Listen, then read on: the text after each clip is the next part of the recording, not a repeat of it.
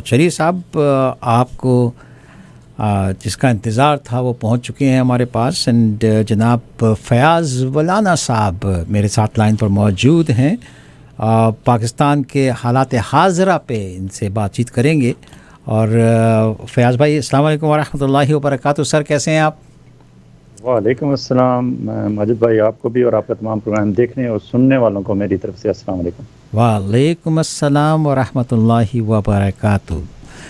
चलिए साहब, हज़ारों मील दूर यहाँ बैठे हैं हम पाकिस्तान की मोहब्बत लेके, एंड कंसर्न्स हैं हमारे जो हम आपसे बातचीत करते हैं। तो मैं एक सवाल साफ सवाल अप फ्रंट सवाल कर देता हूँ आपसे कि पाकिस्तान की मजमूई सियासी सूरत हाल पे आप क्या कहेंगे?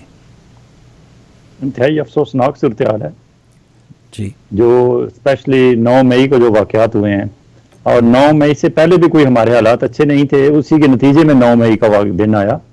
9 से पहले जो हालात हो रहे थे, जिस तरह इमरान खान को हरास नहीं बल्कि टू सम एक्सटेंट टार्चर किया गया। टार्चर ज़रूरी नहीं कि वही फिजिकली हो, जिस तरह अभी 9 मई के बाद हो रहा है पीटीआई के कारकुनों के साथ। इमरान खान के साथ जो ज़हनी टार्चर उसे किया गया, और उसके जो फ़ैन क्लब के लोग थे, जो उसके फॉलोअर थे या पीटीआई के वर्कर्स थे। पीटीआई के वर्कर्स तो इतने बड़ी तादाद में नहीं हो सकते। आम शहरी, आम पाकिस्तानी सड़कों पर निकले और आम लोगों ने एहतजाज किया कि यह ज्यादती हो रही है एक एक्स प्राइम मिनिस्टर के साथ, जो मुल्क से भाग भी नहीं रहा, जो आपके साथ सिर्फ इस वजह से उसे तंग किया जा रहा है कि वो आपके साथ किसी एग्रीमेंट पे, किसी एनआरओ पे, किसी मुका पे, किसी नतीजे पे नहीं पहुंच रहा। वो सिर्फ ये कह रहा है कि वोट के लिए पब्लिक के पास जाएं और फैसला पब्लिक के हाथ में दें, क्योंकि अब हमारे यहाँ ये तस्फिया नहीं हो पा रहा कि इक़्तिदार का हक किसका है।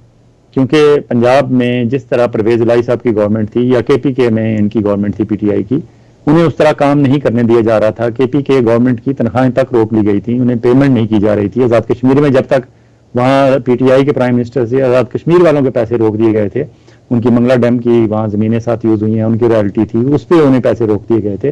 पंजाब में कोई काम नहीं होने दिया जा रहा था, और इन्होंने इमरान खान को, उसके वकीलों ने भी और सब ने मशवरा दिया कि तुम असेंबलियाँ दोनों तोड़ दो तो फिर जनरल इलेक्शन हो जाएंगे पूरे पाकिस्तान में। और इमरान खान ने अपने वकीलों के मशवरे पे और इनके उकसाने पे, क्योंकि मुस्लिम लीग नून के और पीपल्स पार्टी के तकरीबन 8 से 10 फेडरल मिनिस्टर्स ने कहा था कि इमरान खान अगर जनरल इलेक्शन चाहता है पूरे पाकिस्तान में तो असेंबलियाँ तोड़ दे पंजाब और केपीके की। इमरान खान ने तोड़ दी।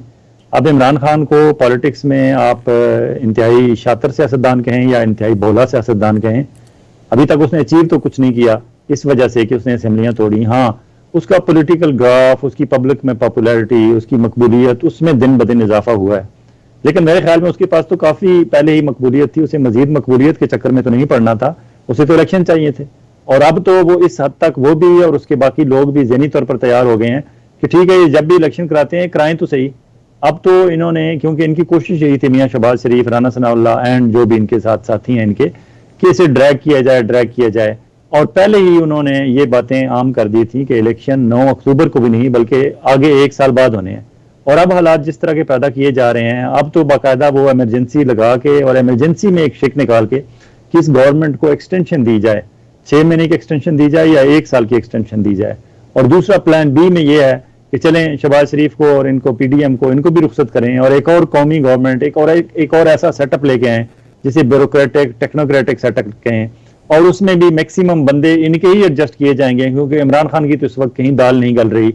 और स्पेशली इमरान खान ने सिवाय सुप्रीम कोर्ट के, और सुप्रीम कोर्ट में भी एक बहुत थोड़ी सी तादाद जजेस की, बाकी तो बहुत सारे अपने आप को अलग कर चुके हैं इस लड़ाई में। कुछ कुछ का दिल करता है अतर मिनल्ला जैसों के, क्योंकि वो उनके क्रेडिट पे जमहूरी आज़ादी और कानून और आइन की हुक्मरानी और इस तरह के उनके, कभी कभी उन्हें बुखार था या उनके क्रेडिट पे ये चीज़ें हैं, तो वो उन्हें वो दोबारा जब बुखार चढ़ता है तो वो भी इस तरफ आ जाते हैं बंदयाल साहब की तरफ। तो अभी हाल ही में उन्होंने एक फैसला दिया, उसमें उन्होंने बंदयाल साहब का साथ दिया। लेकिन बात यह है कि सुप्रीम कोर्ट में भी डिवीजन है क्लियर कट, और सुनने में अब आ रहा है जो इंतहाई अफसोसनाक है कि पाकिस्तान आर्मी में कोर कमांडर्स में जीएचक्यू में डिवीजन हो गई है। और जीएचक्यू में जो डिवीजन हुई है वो 9 मई के वाकयात के बाद हुई है, क्योंकि 9 मई का जो वाकया है वो इंतहाई अफसोसनाक इस सूरत में है कि ये कैसे मुमकिन है कि लाहौर शहर से लोग चलें और वहाँ जो कोर कमांडर लाहौर का जो घर है, जिसे जना हाउस अभी बरामद हुआ है, इससे पहले तो कल तक उसे कोर कमांडर का ही घर कहा जाता था, और उस तरफ चिड़िया पर भी नहीं मार सकती थी, बल्कि खुद आर्मी वालों का कहना यह है कि वहाँ कोर कमांडर हाउस की तरफ जो रोड जाती है उस पर रास्ते में ज़रा यू टर्न तो रोड से होते हैं, और यू टर्न आप बना सकते हैं, लेकिन अगर यू टर्न बनाते हुए आपके मोटरसाइकिल में कचरा फंस जाए, आपकी गाड़ी का टर्न सही नहीं हो रहा और आप 5 सेकंड के लिए रुक गए, तो सिक्योरिटी वाले आ जाते थे कि हाँ जी क्यों आप यू टर्न बना रहे हैं, आप ज़्यादा देर यहाँ रुके क्यों हैं, क्या मसला है, कौन लोग हैं आप, ये अपनी आईडीज दिखाएं, चेक कराएं। क्यों कि उस रोड पे कोर कमांडर साहब रहते थे।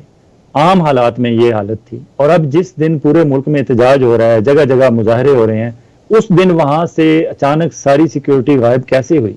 और स्पेशली कोर कमांडर के घर के बाहर वहां एक बाकायदा पूरी एक यूनिट होती है, उसे 58 लॉन्ग शायद कहते हैं, 75 पीपल होते हैं उसमें, और उसमें 2-3 अफसरान होते हैं उसके ऊपर। इसके अलावा रास्ते में जहां जहां QRF होती हैं, क्विक रिस्पांस फोर्स जो होती है, उसकी कोई 6 चौकियां बनती हैं रास्ते में। क्विक रिस्पांस फोर्स के भी सारे लोग गायब हो गए, और जो कोर कमांडर के घर के बाहर उसकी हिफाजत के लिए एक पूरी यूनिट थी जिसमें 75 पीपल होते हैं, राउंड दी क्लॉक, ज़रा 3 शिफ्टें होती हैं उनकी, तो हर वक्त 25-30 हर वक्त ड्यूटी पे होते होंगे, 75 total number of soldiers and officers वहाँ है, वो सारे कहाँ गायब हो गए। और फिर जब उनके घर में पहुंच भी गए वो, और उसके बाद भी उनके 3-4 बंदे, बड़ी कोई एक उनके CEO अपना उनके स्टाफ अफसर थे, पीछे ही उनकी रिहाइश थी, वहां वो आए, और वो सादा सलवार कमीज में थे, वो पहुंचे, और फिर आहिस्ता आहिस्ता करके एक पहुंचे, और वहां वो अपने पड़ोसी के घर से, जो उनके नेक्स्ट डोर नेबर हैं, उनके घर से गाड़ी उन्होंने आरियतन ली, उनकी और उनकी मिसेज और उनके एक बेटा और एक बेटी, चारों को उस आरियतन उधार ली हुई गाड़ी में बैठ के वो कोर हेडक्वार्टर पहुंचे। कोर हेडक्वार्टर जब पहुंचे तो उन्होंने वहां सबको फिर जो है फॉलन किया, सबको लाइन में खड़ा किया, और वहां कोर कमांडर साहब ने उन्हें लेक्चर दिया, डांट पिलाई, और कहा कि आप सारे लोग कहाँ गायब हो गए थे। इस वाकया के पूरे 1 घंटे बाद उनके जो पर्सनल थे, उनके बाद नंबर 2 थे, या इस पूरे ओवरऑल कोर के इंचार्ज थे ब्रिगेडियर साहब, वो 1 घंटे बाद पहुंचे।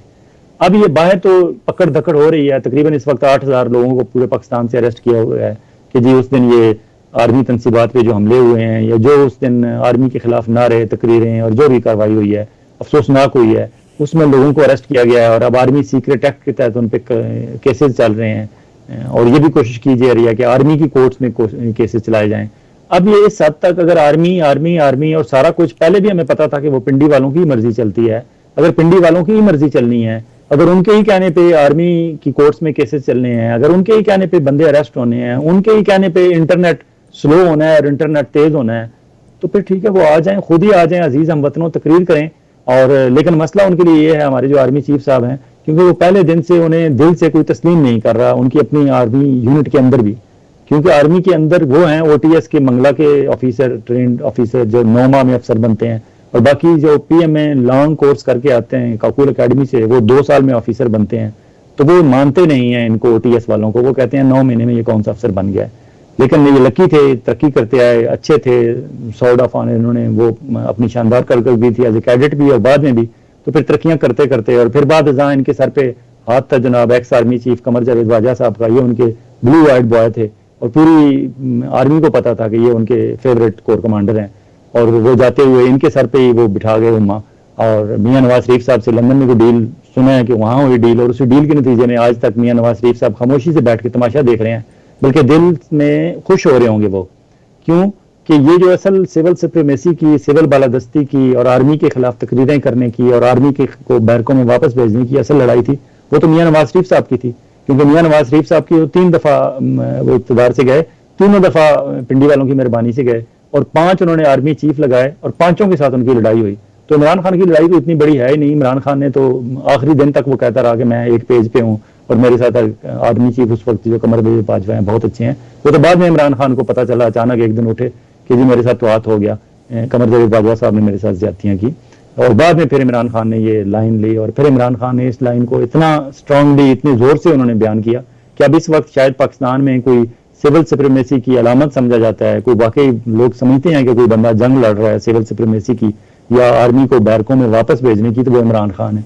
ये इमरान खान सख्तियां झेल रहा है। इमरान खान के साथ जो उसे अरेस्ट किया गया, 2 दिन अंदर रखा गया, उसके बाद फिर उसे लाहौर जाते हुए उसे कितनी तकलीफ हुई, लाहौर पहुंचा तो वहां फिर शुरू हो गया, और अब उसकी मिसेज तक भी पहुंच गए हैं, जिनके बारे में इमरान खान का कहना यह है कि उसका पॉलिटिक्स से लेना देना कोई नहीं, लेकिन क्योंकि वो अलकादर ट्रस्ट में ट्रस्टी हैं, तो अलकादर ट्रस्ट के बतौर बोर्ड ऑफ ट्रस्टी पे होने से और बोर्ड ऑफ डायरेक्टर्स में होने की वजह से उनके खिलाफ भी केस चल गया है। तो अब देखें, क्योंकि अब हालात इस हद तक खराब हो चुके हैं कि अब इसके बाद मजीद शायद कुछ 2, 4, 6 दिन और गुजरेंगे तो इमरजेंसी के भी चांसेस नहीं रहेंगे, सिवाय मार्शल लॉ के और कोई हल नहीं रहेगा। और फिर एक टाइम आएगा कि हर बंदा यही कहेगा मार्शल लॉ ही आ जाए तो बेहतर है। इनसे ये राना सनाउल्लाह और राना सनाउल्लाह जैसे जो लोग हैं ये जो हरकतें कर रहे हैं, क्योंकि जो शीरीन मजारी के साथ किया गया कल, आज ईमान मजारी उनकी बेटी जो है वो अपनी माँ के सख्त खिलाफ है, अपनी माँ के खिलाफ इस हद तक खिलाफ है कि वो बाकायदा ट्वीट करती है अपनी माँ के खिलाफ। लेकिन चूंकि माँ को अरेस्ट कर लिया गया तो फिर तो उसने बेटी ने बाहर निकलना है और माँ की हेल्प करनी है। वो कह रही है कि थाना सेक्रेटेरिएट इस्लामाबाद में जो है पार्लियामेंट हाउस के एरिया में थाना सेक्रेटेरिएट है, मैं थाना सेक्रेटेरिएट गई हूँ तो अंदर से मेरी माँ को मारा जा रहा था, मैंने बाहर चीखें सुनी अपनी माँ की। और उसके बाद जब मैंने वहां कहा कि ये क्यों मेरे माँ पे जुल्म कर रहे हो, क्यों मार रहे हो, तो मुझे भी पकड़ के घसीटा उन्होंने, पुलिस वालों ने। इसके अलावा जगह जगह से खवातीन की गिरफ्तारियां जो हो रही हैं वो इंतहाई अफसोसनाक हैं। कोई लेडी पुलिस की तरतीब नहीं रखी जा रही कि जी कि लेडी पुलिस होगी तो फिर अरेस्ट करेंगे। मर्दाना पुलिस औरतों को अरेस्ट कर रही है, अरेस्ट करके उन्हें थाने ले जाया जाता है और वहां उनके साथ ज्यादतियां होती हैं। जो जो लड़कियां अब तक पीटीआई की बाहर आई हैं वो यही बताती हैं कि हमारे साथ ज्यादती की है उन्होंने, हमारे कपड़े नोचे हैं, हमें नंगा किया है और हमें मारा है। ये इससे ज्यादा और अजियतनाक और इंतहाई अफसोसनाक सूरत हाल क्या हो सकती है। और फिर जो लाहौर कोर कमांडर के घर पे हुआ, जो पेशावर रेडियो पे हुआ, जो और पीएफ बेसिस पे हुआ, उसका जो रोना है और उसका हम तो अफसोस करते हैं ना, लेकिन हमारा जो दुश्मन है नेक्स्ट डोर नेबर इंडिया, वहां तो शाहजाने बजाए जा रहे हैं। मेजर गौरव आर्या जैसे पाकिस्तान दुश्मन जो तबसराकार हैं उनकी तो चांदी हो गई।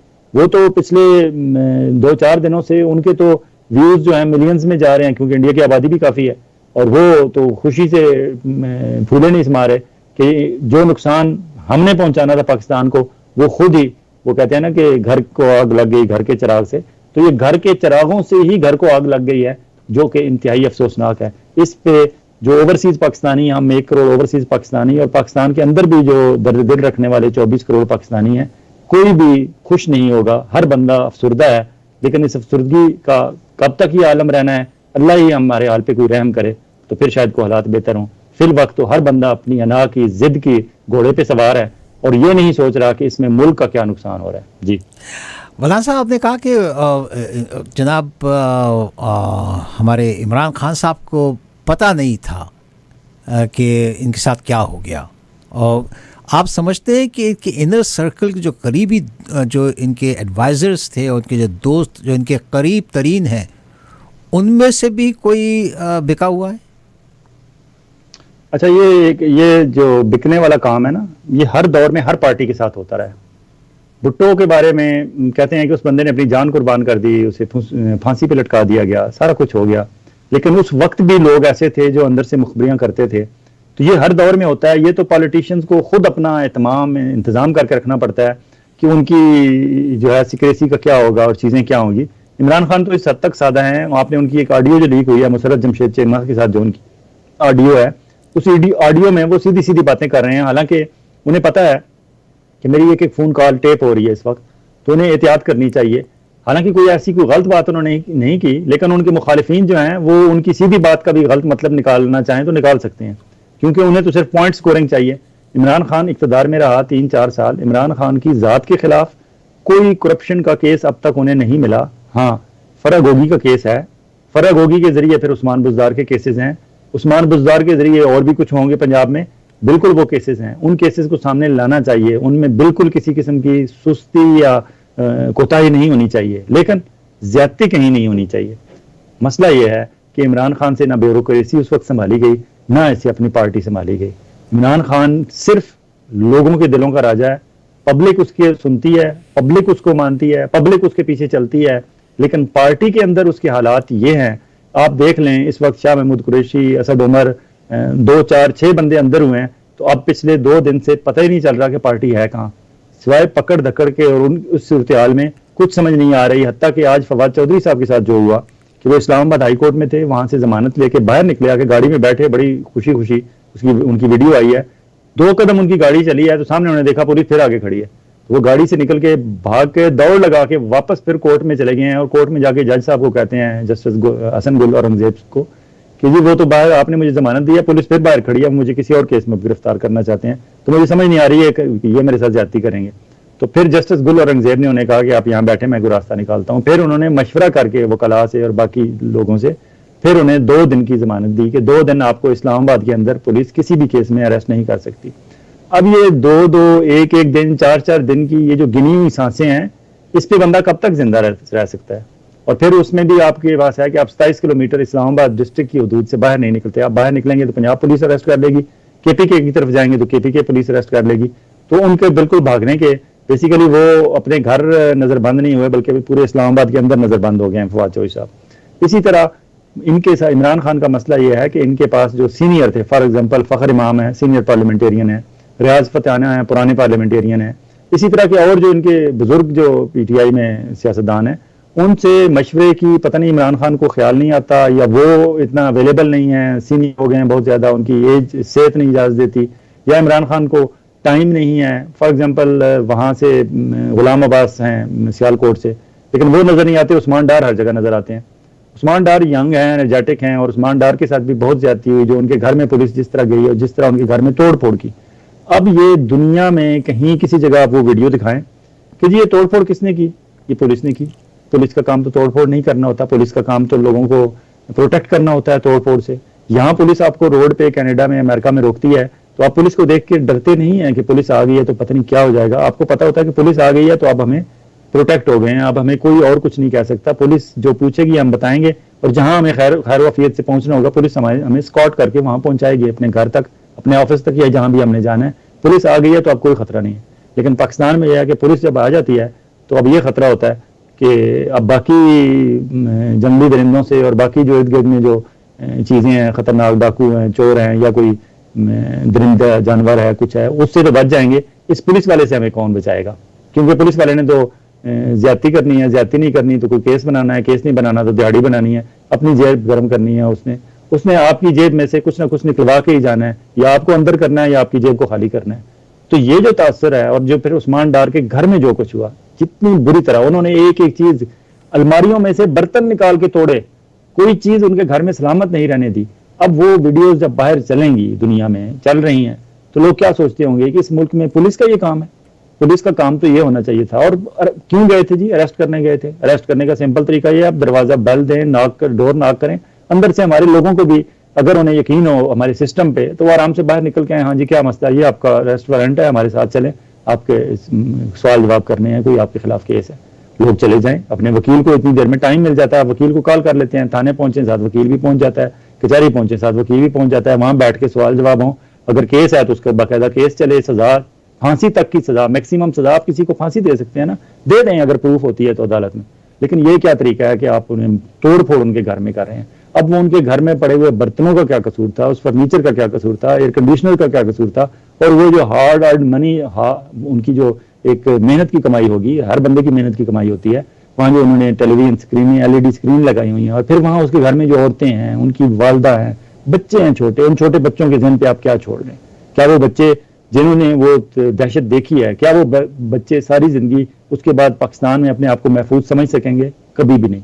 इसी तरह पाकिस्तान में जो लोग कहते हैं कि पिछले 1 महीने में, 2 महीने में 65 लाख लोगों ने बैरून मुल्क जाने के लिए वीजों के लिए एप्लीकेशनें दी हैं और अप्लाई किया और ट्राई किया है, इसी तरह मैस मूवमेंट, मैस माइग्रेशन इसी तरह होती है। लोग इसी तरह भागते हैं बददिल होके। यकीन माने, आपको भी, मुझे भी, सब लोगों को टेलीफोन कॉल्स आ रही हैं पाकिस्तान से, और अच्छे प्रोफेशनल लोगों की आ रही हैं कि जी हमारे लिए कुछ करें, हमें कनाडा पहुंचाएं, हमें अमेरिका पहुंचाएं, हमें किसी जगह कुछ करें, हम यहाँ अब रहने के पाकिस्तान काबिल नहीं रहा। क्यों? कि लॉलेसनेस इंतहा की हो गई है। ना वहाँ पीटीआई वाला महफूज है, ना नून लीग वाला महफूज है, ना पीपल्स पार्टी वाला महफूज है, ना एमक्यूएम वाला महफूज है, और ना जेयूआई वाला महफूज है। जी पूरी दुनिया में अगर नज़र दौड़ाएं ना, तो Supreme Court suppose to be the most powerful इदारा, अटमोस्ट इदारा जो है ना, वहाँ पर जिसकी बात चलती है पूरी दुनिया में, वो सुप्रीम कोर्ट। चाहे अमेरिका हो, अमेरिका को ले लें, कनाडा को ले लें, उनकी बात को कोई डिनाई नहीं कर सकता। तो क्या आप समझ रहे हैं कि सुप्रीम कोर्ट बात को इतनी लंबी क्यों किए चली जा रही है? मैं फिर यहाँ हमारे एक्स आर्मी चीफ हैं कमर जावेद बाजवा साहब, उनको कोट करूंगा। उन्होंने कहा कि हमारी अदालतें डर डर कर फैसले देती हैं, और मेरे ख्याल में इमरान खान को जब घर भेजना था उस वक्त तो नहीं डरे थे। इन्होंने फौरी तौर पर इमरान खान के घर भेजने के लिए अदालतें खोल ली थी, इस्लामाबाद हाई कोर्ट भी खुल गई थी और सुप्रीम कोर्ट भी खुल गई थी रात के 12 बजे। तो उस वक्त तो नहीं डरे थे। हाँ, उस वक्त डरे थे, पिंडी वालों से डरे थे, तो डरे उस वक्त भी थे। हाँ, इमरान खान को घर भेजने में नहीं डरे थे, ये उन्हें डर नहीं था कि इमरान खान को घर भेज देंगे। बाद में उन्हें पता चला कि ये तो अगले दिन जब पब्लिक ने रिएक्शन शो किया फिर वो डर गए।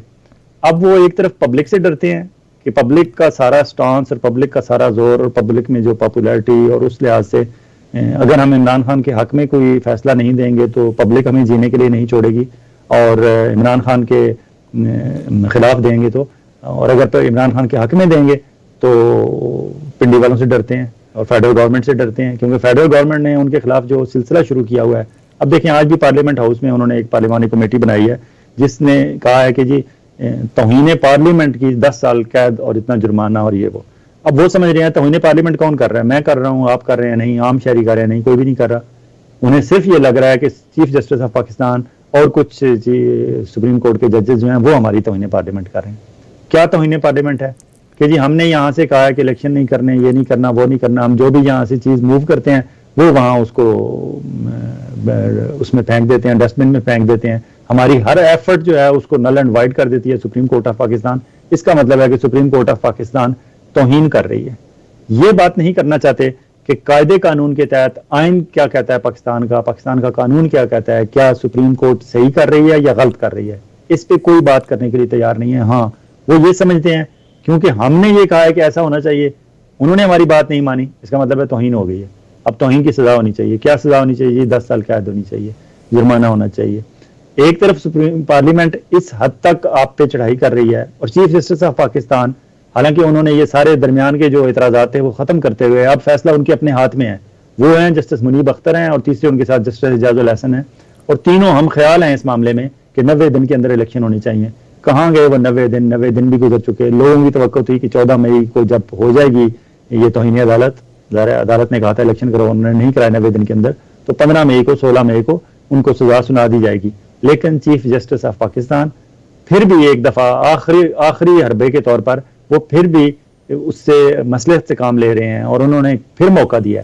और उस दिन हियरिंग जब हुई, जिस दिन लोगों की तवक्को ये थी, हालांकि उस दिन बाहर JUI वाले एक बहुत बड़ा धरना लेके आ गए थे, उस धरने का भी प्रेशर था, उसका भी खौफ था, उसका भी डर था कि अगर मैं फैसला खिलाफ दूंगा तो इन्होंने तो ये डंडा बरदार इनके तलबे में है वहाँ के मदरसों के, तो इन्होंने इन डंडा बरदारों को सुप्रीम कोर्ट के ऊपर भेज देना है। और आगे से पुलिस, इस्लामाबाद पुलिस ने जब उन्हें 0 पॉइंट पे नहीं रोका और किसी जगह नहीं रोका और यहाँ तक आने दिया, डी चौक तक, सुप्रीम कोर्ट के बाहर तक, तो आगे किसने रोकना है? तो इन्होंने तो आके यहाँ ही मारना है उन्होंने। अब इससे ज्यादा मजाक और हमारी रियासत का क्या हो सकता है कि हमारे यहाँ अदालत के जज साहबान को ये डर है कि अंदर वो बैठे हुए हैं, उनके हाथ में हथौड़ा है, और वो दुनिया में ये होता है कि उनका हथौड़ा जब चलता है और जब फैसला सुनाते हैं तो वो दी एंड होता है, जिस तरह माजिद भाई आपने कहा कि वो फाइनल वर्ड होता है।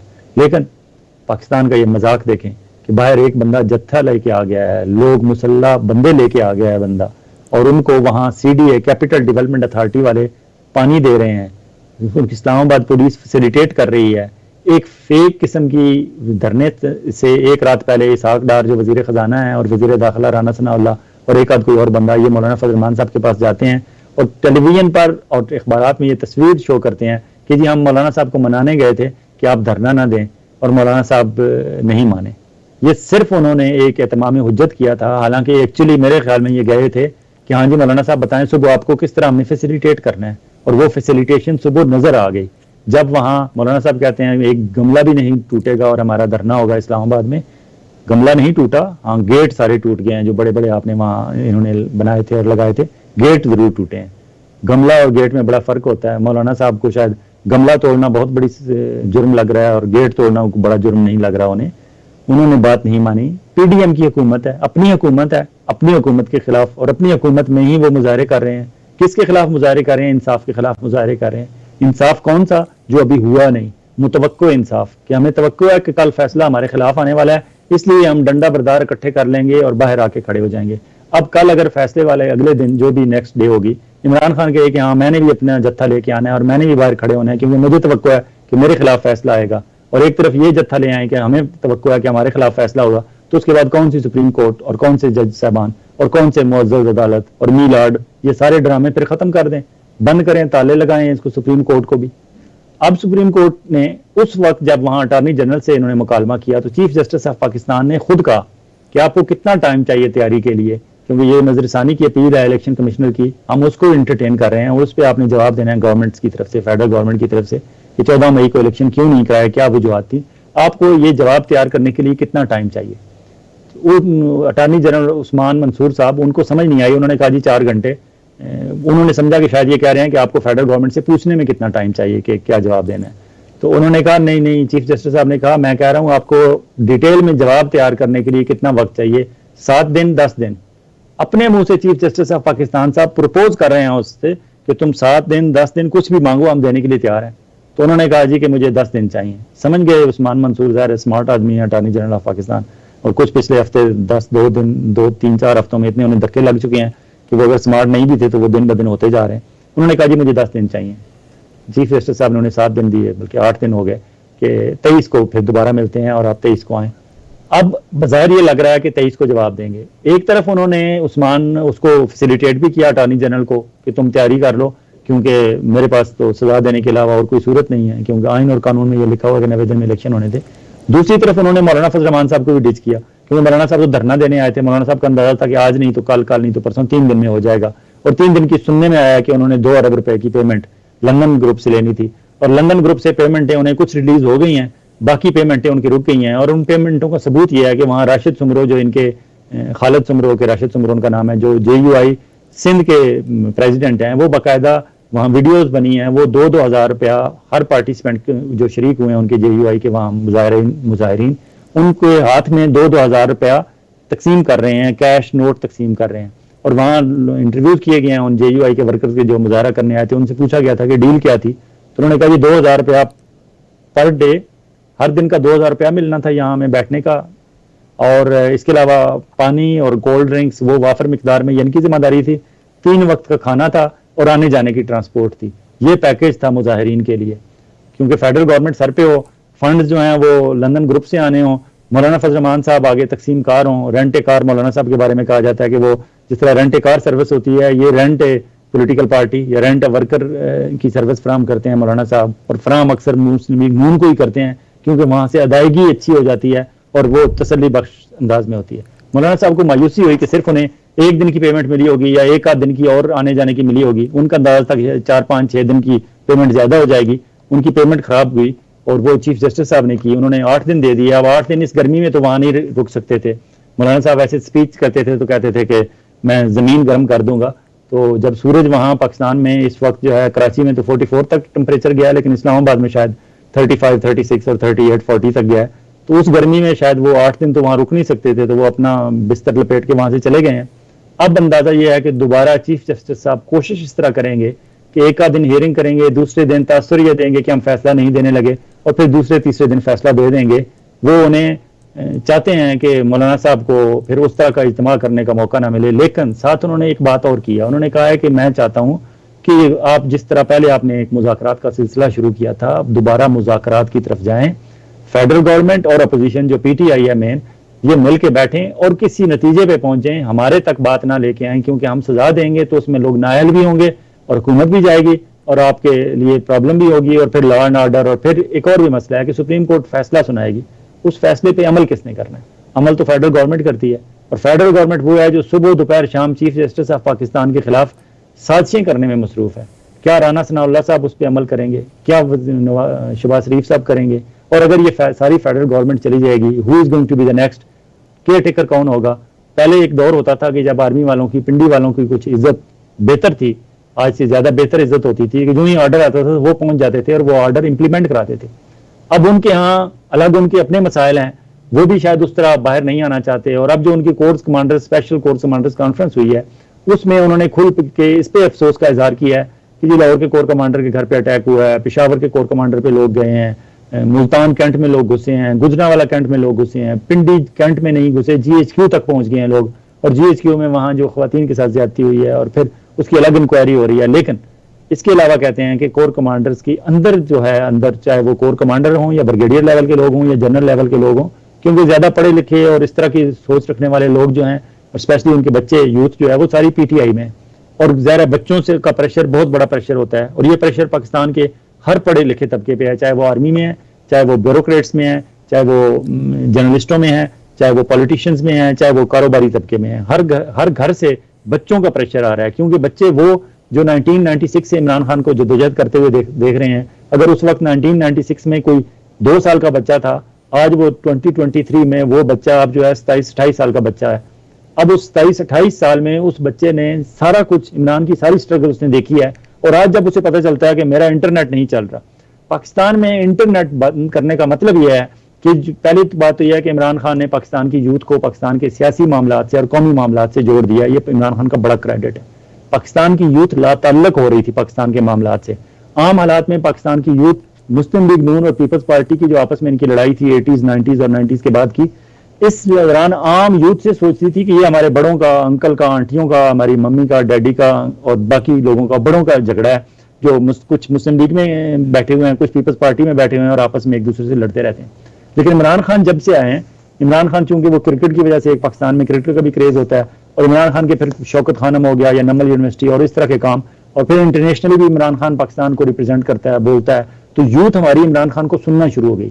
जब उसने इमरान खान को सुना, इमरान खान की बात में उन्हें सच्चाई लगी, तो इमरान खान के साथ जुड़ गए। अब इस वक्त पूरे पाकिस्तान की यूथ जो है उसमें मेजॉरिटी 90% यूथ जो है वो इमरान खान के साथ है। बाकी जो 10% है उसमें 5% शायद मदरसे के तलबा होंगे, जो मदरसे के तलबा JUI की जेब में होंगे, या जमात इस्लामी की जेब में, या JUP जमीयत उलमा इस्लाम पाकिस्तान के हाथ में होंगे, या दूसरी जो इस्लामी तंजीमें हैं। लेकिन बाकी 5% जो है वो इधर उधर ही हैं। अक्सरियत यूथ की इमरान खान के साथ है। यूथ को इंगेज करने, यूथ को, अभी आपके घर में आपको कोई काम है, आपको बेटी से काम है, बेटी से कोई काम है, आप आवाजें देते रहे, वो नहीं सुनेंगे। आप इंटरनेट बंद कर दें, 2 मिनट में आपको सारे बच्चे बाहर निकल आएंगे अपने अपने कमरे से, और अपने फोन रख देंगे और लैपटॉप रख देंगे, क्योंकि उनके पास टाइम अवेलेबल हो जाएगा। और वो आके मम्मी से भी पूछेंगे किचन में कि how we can help you, और डैड से भी पूछेंगे dad how your day going, आप कैसे हो।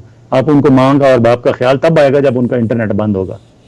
पाकिस्तान की अपनी हुकूमत ने यह नाअहली की कि इन्होंने पूरे 4 दिन पाकिस्तान में इंटरनेट बंद रखा।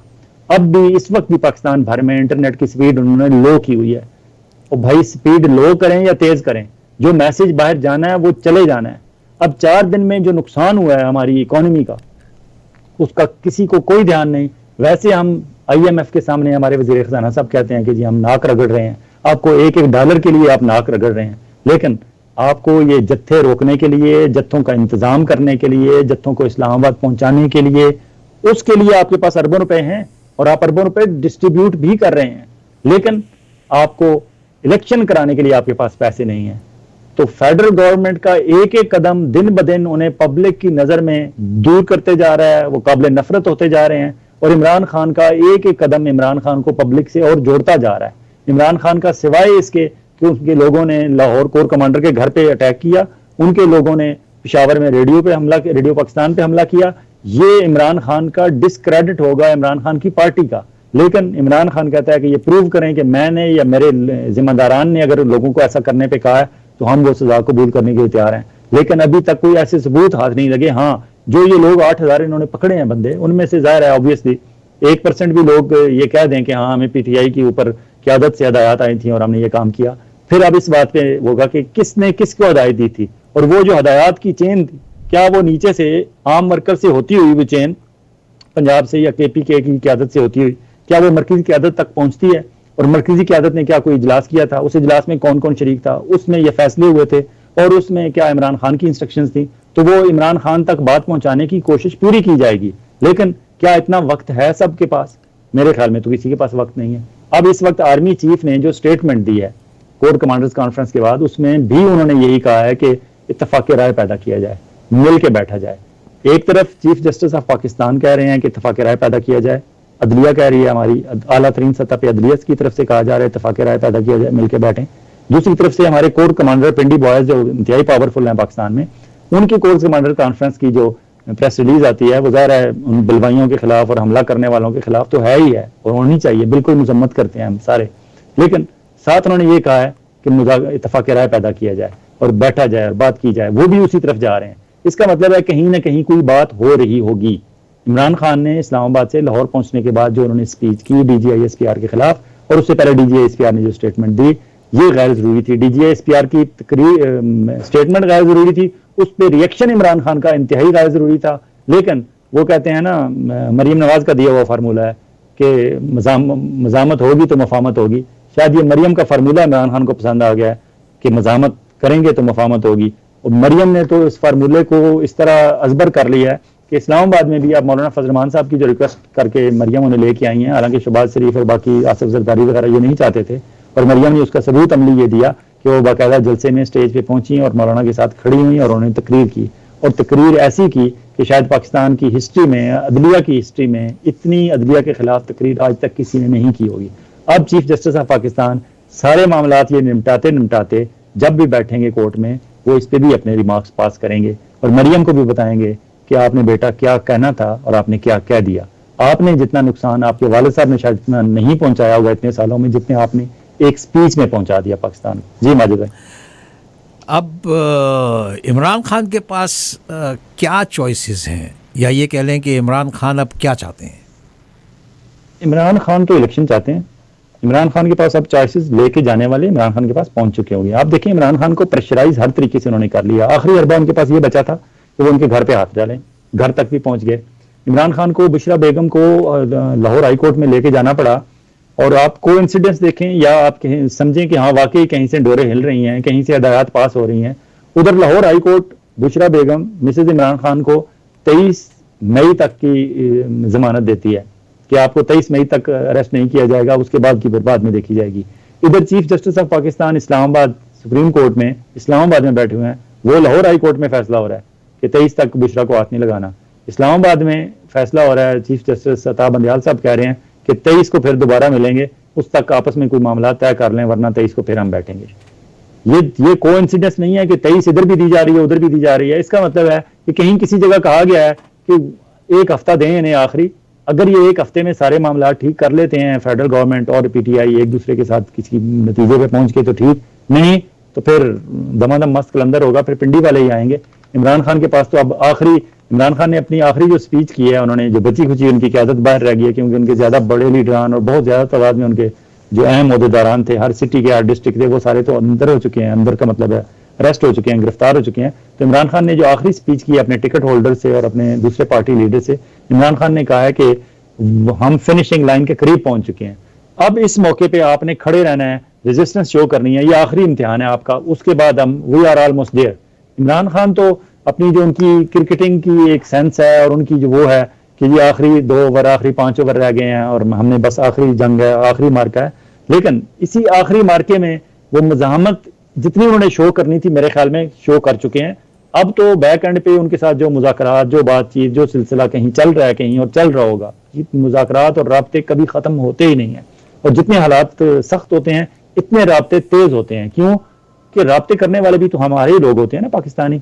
इस वक्त मुस्लिम लीग नून में जो लोग हैं या उनके वर्कर हैं वो भी पाकिस्तानी हैं, जो PTI के लीडर हैं और PTI के वर्कर हैं वो भी पाकिस्तानी हैं, सफर आम आदमी हो रहा है वो भी पाकिस्तानी है, और मुज़ाकरात करने वाले और कराने वाले भी पाकिस्तानी हैं। तो इसमें मुज़ाकरात करने में बातचीत बैक डोर पे जो चल रही होती है बैक एंड पे, उस पर कोई हर्ज नहीं है। और मेरे ख्याल में इमरान खान के पास इस वक्त प्रपोजल लेके वो गए हुए होंगे, और अल्टीमेटली बात रुकनी है इलेक्शन, अगस्त के दिन इलेक्शन अनाउंस हो जाए तो फिर उसी पे बात खत्म होगी। हाँ, जो फेडरल गवर्नमेंट का बजट का मामला था उस पे फाइनल कर लें कि हाँ जी इन्होंने सागडार साहब कितने दिनों में बजट तैयार करके फेडरल का बजट पेश कर सकते हैं, कर दें पेश, अपनी मर्जी का कर लें। जितनी तरक्याती और गैर तरक्याती मंसूबों के लिए आपने फंड्स देने हैं दे लें, जो आप आखिरी अपना चौका छक्का लगाना चाहते हैं लगा लें, जो बारूदी सुरंग आपने आने वाली हुकूमत के लिए बिछानी है बिछा लें। फॉर एग्जाम्पल उन्होंने कल रात पेट्रोल और डीजल की कीमतें, डीजल की 30 रुपए फी लीटर और पेट्रोल की 12 रुपए फी लीटर कम कर दी। शायद ये वही काम करने वाले हैं जो इमरान खान ने जाते जाते किया कि पेट्रोल और डीजल इतना सस्ता कर दें कि आने वालों के लिए हो जाए।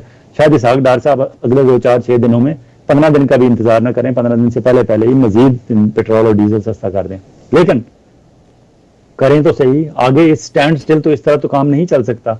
ना इमरान खान इस हालत में खुश हैं क्योंकि उनके तो बंदे अंदर हैं, और जो आज फवाद चौधरी के साथ हुआ, इसी तरह ना सुप्रीम कोर्ट इस पे खुश है इस सूरत हाल पे, ना फेडरल गवर्नमेंट इजी है क्योंकि फेडरल गवर्नमेंट को भी मुश्किलात पेश आ रही हैं। उन्होंने कौमी सलामती कमेटी का एक इजलास लाया, उस इजलास में आने से इनकार कर दिया जमादारान ने। उन्होंने कहा हम आके क्या करें और हम आके यहाँ क्यों आए, क्योंकि आपके तो अपने सियासी झगड़े नहीं खत्म होते। तो इसका सियासी झगड़ों का कौमी सलामती कमेटी से बिल्कुल ताल्लुक है, लेकिन कौमी सलामती कमेटी को कौमी सियासी कमेटी ना बनाएं।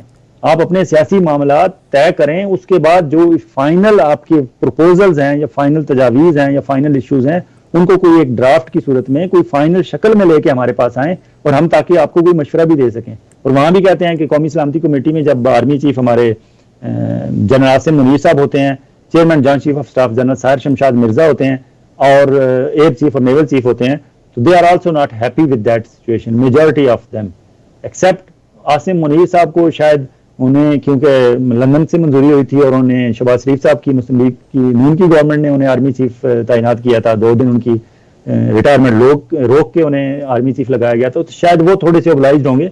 लेकिन बाकी 3 लोग जो हैं वो तो ओबलाइज्ड नहीं है मुस्लिम लीग नून के।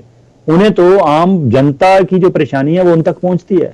उन्हें इससे कोई गर्ज नहीं है कि हुकूमत में पीटीआई आ जाए या मुस्लिम लीग नून रहे या मुस्लिम लीग नून चली जाए या पीपल्स पार्टी आ जाए, कोई और आ जाए XYZ, उन्हें इससे कोई गर्ज नहीं है। उन्हें तो इससे गर्ज है कि मुल्क में ओवरऑल लॉ एंड ऑर्डर की सिचुएशन ठीक होनी चाहिए, क्योंकि लॉ एंड ऑर्डर की सिचुएशन ठीक होगी तो बाकी जो तरक्की का पहिया है, जो बाकी जमहूरी आज़ादियों और शख्सी आज़ादियों और इंसानी आज़ादियों का सिलसिला है, वो भी बहाल होगा। अदरवाइज तो ये पकड़ धक्कड़, ये कोई अच्छा तासर बाहर नहीं पैदा हो रहा। उसकी वजह से हमारी लोगों का जो आम तासर है कि पाकिस्तान कोई पहले तो लोग शायद मजाक में कहते थे बनाना रिपब्लिक, लेकिन अब तो प्रैक्टिकली हम प्रूव कर रहे हैं कि हाँ हम बनाना रिपब्लिक हैं, क्योंकि वहां किसी बंदे को किसी बात का कोई यकीन नहीं है। पिंडी वाले क्या कह रहे हैं, क्या सोच रहे हैं, क्या करेंगे, आप 1000 कहानियां 1000 कॉन्स्पिरेसी थ्योरीज लॉन्च कर दें, आपको कुछ पता नहीं वो क्या करेंगे। Chief justice of Pakistan Islamabad जो हैं, अदलिया हमारी जो आला तरीन अदलिया, उनको अभी तक समझ नहीं आ रहा हमने करना क्या है। इतना ड्रैग किया उन्होंने, पूरे 90 दिन तक एक मामले को घसीट के ले आए और 90 दिन के बाद भी उनकी इतनी उनमें हिम्मत नहीं है कि वो फैसला सुना दें। हालांकि साफ उन्हें पता है कि 90 दिन के अंदर इलेक्शन ना हो और हमने ऑर्डर किए हुए और इलेक्शन ना हो। हमने एक्सटेंशन भी दी, 10 दिन 20 दिन आगे भी करके दिखाया उन्हें, इसके बावजूद वो इलेक्शन करने पर तैयार नहीं हुए, तो उन्होंने तौहीन अदालत की है। लेकिन तौहीन अदालत का फैसला सुनाने से वो घबरा इसलिए रहे हैं कि उन्हें पता है कि बाहर जत्था बर्दारी हो रही है, बाहर जत्थे इकट्ठे हुए हैं। इसी तरह इमरान खान है, इमरान खान खुद कहता था कि अगर मैं जो है नहीं होऊंगा तो इस पब्लिक मॉब को कौन कंट्रोल करेगा। वो बात प्रूव हो गई कि इमरान खान जब अंदर थे तो मॉब ने क्या किया आपने देख लिया। अब ये मॉब का जो सिलसिला है, इसकी तनाजर में और इसकी आड़ में अगर आप पाकिस्तान भर में मजीद इंसानी जमहूरी और शख्सी आज़ादियों पर इसी तरह का कादगन का सिलसिला लगाए रखना चाहते हैं, तो ये कोई ओवरऑल हमारे बारे में बाहर कोई अच्छा तासर पैदा नहीं हो रहा। एक हल्की सी विंडो निकली है कि नायब वजीर दाखिला सऊदी अरब के पाकिस्तान के दौरे पे आए हैं, उन्हें रिसीव तो राना सनाउल्लाह साहब ने किया है, लेकिन वो सिर्फ वजीर दाखिला टू वजीर दाखिला की वजह से उन्हें रिसीव किया गया है। एक्चुअली तो वो शायद किंग ऑफ सऊदी अरेबिया का कोई मैसेज शहबाज शरीफ के लिए लेके आए होंगे और शायद उसमें यही तासर है कि अपने मामला सेटल करें, वरना बाहर हमारी बहुत मुसलमानों की मुस्लिम दुनिया में और स्पेशली एक एटॉमिक पावर है पाकिस्तान, जग हंसाई हो रही है। जी, जमहूरी जमहूरी जमहूरी और जमहूरियत की बात, हम जितना भी लड़ाई झगड़ा हो रहा है वो सारे जमहूरियत की बहाली और जमहूरियत के लिए हो रहा है।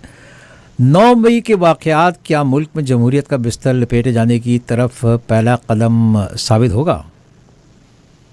जो हालात हैं मौजूदा, अगर इसको कंट्रोल ना किया हमने, इसको मजीद बढ़ने दिया, क्योंकि DGISPR की जो स्टेटमेंट थी वो और उस पर जो रद्दअमल था इमरान खान का, अगर उन दोनों को देखें तो आप बिल्कुल कह सकते हैं कि हाँ ये 9 मई वाला वाकया जो है ये उस तरफ हम कदम बढ़ा चुके हैं। अब भी अगर रेजिस्टेंस आ रही है तो वो शायद या तो जनरल आसिम मुनीर साहब इस जो उनके साथ जिन्होंने काम किया है वो बेहतर जानते होंगे कि क्या ये उनका स्टाइल है कि वो मेक श्योर करते हैं कि कोई स्टोन अनटर्न ना रहे। बिल्कुल हालात 100% जो है जब खिचड़ी पक जाए तो उसके बाद सामने आया जाए। शायद वो खिचड़ी इस हद तक पकाना चाहते हैं, इसलिए चीज़ों को लंबा कर रहे हैं। अदरवाइज कोई और होता थोड़ा सा जल्दबाज तबीयत का या फौरी डिसीजन लेने वाला बंदा या उस तरह का बंदा जिसमें कॉन्फिडेंस शायद कमर जावेद बाजवा या उससे भी ज्यादा का कॉन्फिडेंस होता, क्योंकि कमर जावेद बाजवा और रहील शरीफ और इन लोगों को तो हमने 2-2 दफा एक्सटेंशनें दे के, परवेज कियानी वगैरह को, तो हमने उनका एतमाद वैसे ही आसमान पे पहुंचा दिया था और उसी एतमाद के नतीजे में वो जो कुछ भी करते रहे। इनको शायद अभी उस हद तक वो एतमाद नहीं मिला, क्योंकि इन्हें अभी जुमा 8 दिन हुए हैं आर्मी चीफ बने और इन पे एतराज भी ये था कि इन्हें ये तो रिटायर हो गए, इनकी रिटायरमेंट होल्ड करके इन्हें आर्मी चीफ लगाया गया। तो वो थोड़ा सा उन्हें वो वजह है या उनकी तबीयत ही ऐसी है कि वो देखते रहते हैं तमाशा कि हाँ ठीक है, जितना काम खराब होना है होता रहे, इस हद तक हो जाए कि जब उसके बाद जब मैं आऊँ अपना रोल प्ले करने के लिए तो लोग उसे एक्सेप्टेबिलिटी लोगों के यहाँ ज्यादा हो जाए। शायद वो एक्सेप्टेबिलिटी का इंतजार कर रहे हैं, अदरवाइज प्रैक्टिकली तो हम उस तरफ बढ़ चुके हैं। क्योंकि लाहौर कोर कमांडर के घर में जो वाकया हुआ है, इससे ज्यादा और हमारे लिए बायस शर्म और बायस हजीमत और कोई बात नहीं हो सकती। गलत हुआ है, नहीं होना चाहिए, अल्लाह ना करे हमारे यहाँ दोबारा हो। और कुछ शायद अल्लाह की तरफ से सिस्टम इस तरह का होता है कि आप देखें इसमें इनकी भी ट्रेनिंग हो रही है, पीटीआई वालों को भी समझ लग रही है कि हमने क्या कहना है क्या नहीं कहना। लेकिन आप अपनी कौम की, अपने ही लोगों की, चाहे वो किसी भी पॉलिटिकल पार्टीज में हो, उनकी ट्रेनिंग करने के चक्कर में क्या आप इस हद तक ज्यादतियां करेंगे? अब शहरयार अफरीदी एक एक्स मिनिस्टर हैं पीटीआई के, उनका तो कसूर होगा, मे बी उन्होंने स्पीच भी की होगी, मे बी वो जलसा जुलूस भी लेके आए होंगे, लेकिन उनकी मिसेज का क्या कसूर है? उन्हें क्यों अरेस्ट किया गया?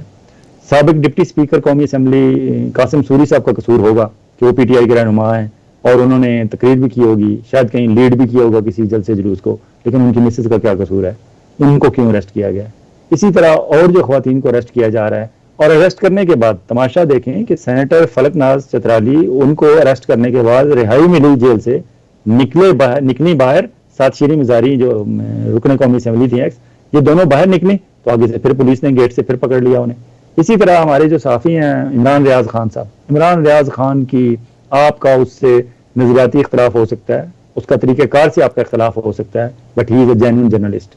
ही started his career as a reporter, Express News में लाहौर से वो एज ए रिपोर्टर उन्होंने स्टार्ट किया, और फिर एज ए रिपोर्टर उस बंदे ने इतनी मेहनत की कि आज वो एक बहुत बड़ा मीडिया का टाइकॉन बन चुका है, और उसकी एक आवाज है, मिलियंस में उसके फॉलोअर्स हैं, उसको लोग सुनते हैं, उस पर एतबार करते हैं। और फिर स्पेशली एक दो चार स्पीचेस उसने जो की थी टक्कर के लोग और इस तरह की, वो वाकई लोगों में इन्फ्लुएंस, आप कह सकते हैं कि ही is a real influence, social media influencer. लेकिन आपने उसको अरेस्ट किया, अरेस्ट करने के बाद उसे रिहा किया गया, रिहा करने के बाद उसे अंदर से जेल के अहाते के अंदर एक गाड़ी आई और वहां नामालूम अफराद उसे अरेस्ट करके ले जाते हैं, गिरफ्तार करके ले जाते हैं, गिरफ्तार नहीं अगवा करके ले जाते हैं। अब वो सीसीटीवी कैमरा सामने आ गया है, वहां सीसीटीवी कैमरा की फुटेज से नजर आ रहा है कि वो जो ही उन्हें अंदर से रिहा करके निकाला गया, अभी वो मेन गेट तक नहीं पहुंचे, जेल की मेन गेट की उसके अंदर, जेल के अहाता के अंदर गाड़ी कैसे पहुंची, गाड़ी वाले कौन लोग थे, 4-6 जो साइड पे बंदे आ गए वो नकाब पोश थे, वो कौन लोग थे? अब उन्हें किसी ने फैसिलिटेट किया ना, वरना तो जेल के अंदर जाने के लिए अच्छी खासी तगोदे करनी पड़ती है, अगर आप मुलाकाती भी हैं तब भी, और अगर वहां आप एज ए लॉयर विजिटर हैं तब भी, और अगर आप एम्प्लॉई हैं तब भी, और अगर एज ए जर्नलिस्ट भी आप जा रहे हैं तब भी, आपको प्रॉपर प्रोटोकॉल है वो पूरा करना पड़ता है, तब आप जेल के अंदर जा सकते हैं। लेकिन इस वाकया में, इमरान रियाज खान की इस अगवा के मामले में, बाकायदा अगवाकारों को अंदर गाड़ी गई, अगवाकार अंदर गए, उन्हें वहां से रिहा किया गया ऑफिशियली लाहौर हाई कोर्ट के उस पे अहकामात के नतीजे में, और अभी वो मेन गेट से बाहर नहीं निकले तो अंदर जेल के अहाता के अंदर से उन्हें अगवा करके वो ले गए। और अब 5वां दिन है आज, कोई पता नहीं कि इमरान रियाज खान दुनिया के किस कोने में है, कहाँ है, किस हाल में है। उनके बारे में इतलात आ रही हैं कि उन पर टार्चर किया गया है, इतना टार्चर किया गया है कि उनकी अब सेहत जो है वो बहुत, उनकी कंडीशन बहुत खराब है। अल्लाह ना करे, अल्लाह ना करे, और मैं तीसरी दफा कह रहा हूँ कि अल्लाह ना करे कि हमें एक और अरशद शरीफ जैसा वाकया सुनने को मिले, लेकिन होना नहीं चाहिए। आपको इमरान रियाज खान से क्या इख्तलाफ है? यही इख्तलाफ है ना कि इमरान रियाज खान कहता है कि इमरान खान सही है और शहबाज शरीफ गलत है, इमरान खान ठीक है और फजल रहमान गलत है, इमरान खान ठीक है और बिलावल भुट्टो और आसिफ जरदारी गलत है और नवाज शरीफ गलत है। यही बात है ना, वो सियासत पे बात करता है, इससे ज्यादा तो वो बात नहीं करता। हाँ, वो पिंडी वालों को बताता है कि मैं आपका पसंदीदा, I was one of your blue eyed boys, मैं आपके पास आता था, आप हमें फाइलें दिखाते थे, आपने उन फाइलों में हमें बताया था कि मुस्लिम लीग नून और पीपल्स पार्टी वाले करप्ट हैं और उन्होंने इस मुल्क को ये नुकसान पहुंचाया। आपने हमें ये यकीन दिला दिया कि वो गलत हैं, और जब हम उस पटड़ी पे चल गए तो आप अचानक से पीछे से हट गए। और ये बात, इस बात का अफसोस कमर जावेद बाजवा साहब ने एक इंटरव्यू में भी किया। उन्होंने कहा कि हमसे गलती ये हुई कि हम जल्दी में हमने पोजीशन बदल ली और हमारे बताए हुए और हमारे सिखाए हुए जो दानिश्वर और साफी और वो जो इंटेलेक्चुअल्स थे वो वहां के वहां ही रह गए, हम उन्हें अपने साथ लाना भूल गए।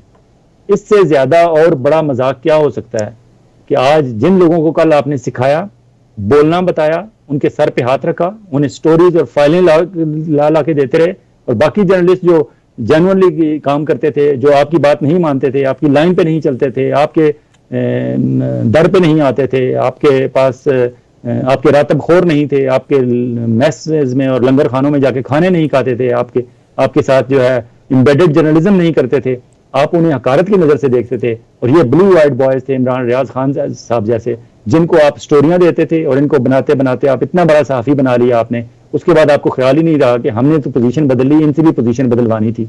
हर बंदा पोजीशन बदलने के लिए हर वक्त तैयार नहीं होता। कुछ इमरान रियाज खान जैसे भी होते हैं जिन्हें दूसरी तरफ से पॉपुलैरिटी मिले, व्यूज मिले, इज्जत मिले, रिस्पेक्ट मिले, या उनका अपना ज़मीर और मिजाज और दिल उनका कहे कि नहीं, जो बात हमें बताई गई थी वही सही बात थी और हम उसी बात पे खड़े हैं और उसी बात तक आखिरी सांस तक खड़े रहेंगे। अगर वो एक नजरिया, सियासी नजरिया था ना, इससे ज्यादा और कोई बात तो नहीं थी। मुहब्बे वतन तो इमरान रियाज खान भी हैं और इमरान रियाज खान को अगवा करने वाले भी होंगे, यकीनन वो बाहर से नहीं होंगे, अपने पाकिस्तानी ही होंगे, और इमरान खान पे तशद्दुद करने वाले भी पाकिस्तानी होंगे। जिस बंदे के जेब में कौमी शनाख्ती कार्ड है, मैं तो उस पर शक का इजहार नहीं कर सकता, मैं तो उसे एक मुहब्बे वतन पाकिस्तानी समझता हूँ। सिर्फ सोच का फर्क है ना, ज्यादती कर रहे हैं सिर्फ इस वजह से कि इमरान रियाज खान कल हमारी बात मानता था, आज हमारी बात नहीं मान रहा। आज क्या बात है? आज ये बात है कि आप कहो कि इमरान खान गलत है।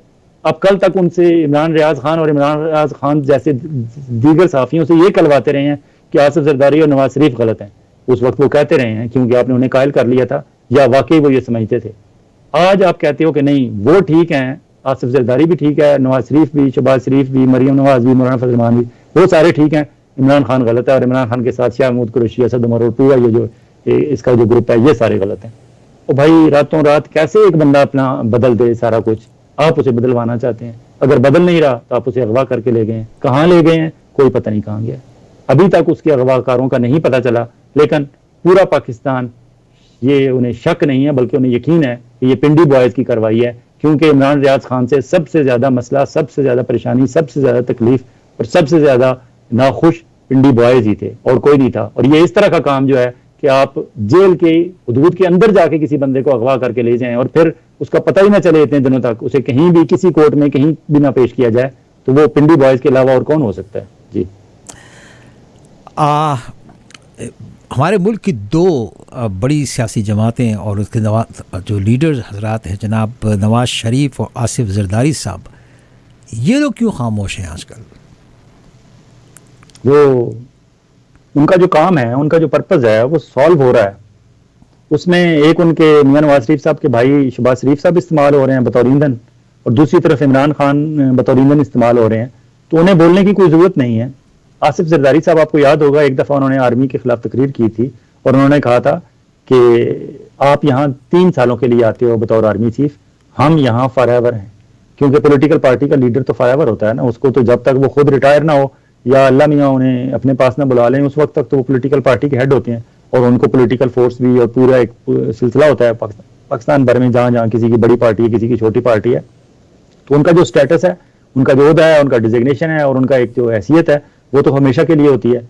आसिफ जरदारी साहब ने ये बात पाकिस्तान आर्मी को समझाने की कोशिश की थी और उन्होंने तकरीर की थी, बहुत जज्बाती तकरीर की थी, लेकिन तकरीर करने के बाद वो खुद तो न्यूयॉर्क चले गए, कुछ अर्सा रूपोश नहीं बल्कि काइंड ऑफ स्लो हो गए और पीछे आउट ऑफ कंट्री चले गए, और तकरीरें भी एक ही तकरीर की, उसके बाद आर्मी के खिलाफ तकरीर भी नहीं की, लेकिन एक्चुअली उन्हें तकलीफ हुई थी तो वो यहाँ तक बात पहुंची थी ना।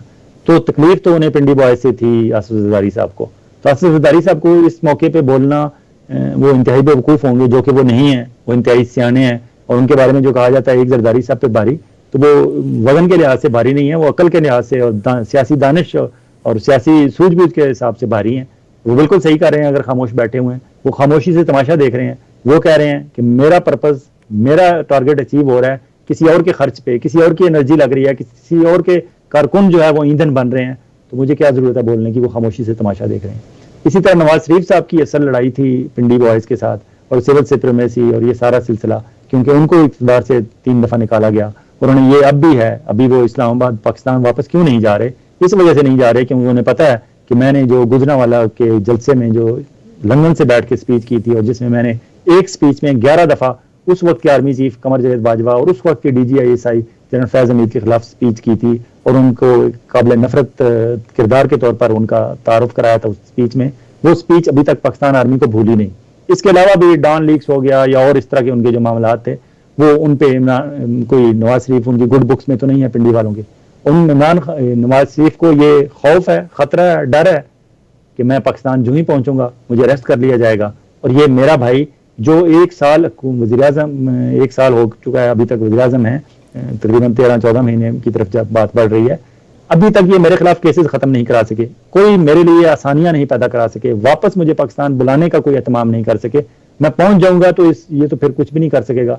उन्हें ये खौफ है, डर है कि शायद मेरे साथ फिर मुझे अरेस्ट किया जाएगा। अरेस्ट तो उन्होंने होना है, ज़ाहिर है, सजा याफ्ता है, लेकिन उसके बाद मुझे कोई जमानत नहीं मिलनी, और उसके बाद फिर मुझे अटक किले पहुंचा दिया जाएगा, और शायद उसके बाद फिर मजीद भी कुछ हो मेरे साथ। तो वो कहते हैं कि लंदन में बैठे हुए अगर मेरे थोड़े बहुत अगर मौलाना साहब को या कहीं आगे पीछे कहीं पेमेंट कहीं करनी भी पड़ रही है तो कोई बात नहीं, असल काम जो असल खेल असल लड़ाई वो तो जारी है ना। तो वो दोनों खुश हैं बाहर बैठ के, बिल्कुल उनका काम जो है को किसी जगह मौलाना फजल रहमान साहब कर रहे हैं, किसी जगह मासूमियत में और न चाहते हुए भी इमरान खान साहब कर रहे हैं, और किसी जगह कोई और KPK के हमारे जो नौजवान हैं वो उनका ईंधन बन रहे हैं, और कुछ किसी जगह इनकी अपनी सुप्रीम कोर्ट की ग्रुपिंग और या फिर पिंडी बॉयज के कुछ मसाइल हैं, वहां से उन्हें फायदा मिल रहा है। अल्टीमेटली टारगेट तो अचीव हो रहा है दोनों का। जी फैज़ मौलाना साहब, आपके टाइम देने का बेइंतहा शुक्रिया, और अगले वक्त में इंशाल्लाह आपसे बातचीत होगी, आरफा जी यहाँ पर होंगी और आप उनके साथ बात करेंगे। बहुत बहुत शुक्रिया सर आपका। Thank you. Thank you sir.